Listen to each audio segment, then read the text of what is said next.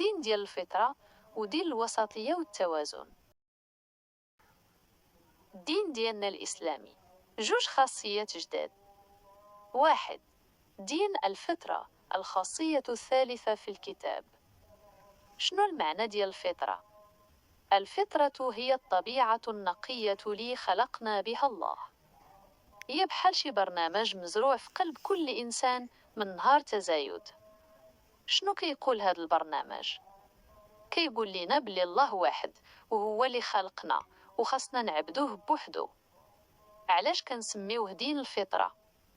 حيتاش القواعد ديال الإسلام كتجي سهلة وكتوافق داكشي اللي كيحسو به قلوبنا وعقولنا من الأول. مثال بسيط، واش منين كطيح وكتخاف كتقول يا ربي ولا يا شي حجر؟ كتقول يا ربي.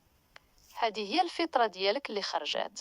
لكن الأبوين أو الأصحاب يقدروا يبدلوا هذه الفطرة ديالنا. داكشي علاش خاصنا ديما نحافظوا على الفطرة ديالنا بالتعلم والعبادة.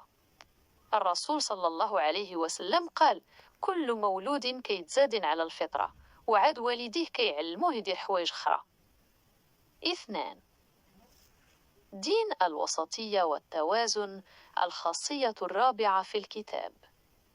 شنو المعنى؟ الوسطية هي خير الأمور أوسطها. يعني الإسلام ما كيجيبش لينا شي حاجة صعيبة بزاف ما نقدروش نديروها، وماشي شي حاجة سهلة بزاف ما نتعبوش عليها.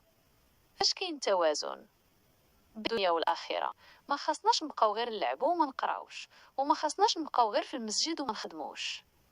خاصنا نخدمو للدنيا بحال غادي نعيشو ديما، ونخدمو للآخرة بحال غادي نموتو غدا. بين الروح والجسد، نهتمو بالصحة ديالنا وناكلو مزيان، وفي نفس الوقت نهتمو بالقلب ديالنا بذكر الله وقراءة القرآن. هادو هما 4 ديال الخصائص الأساسية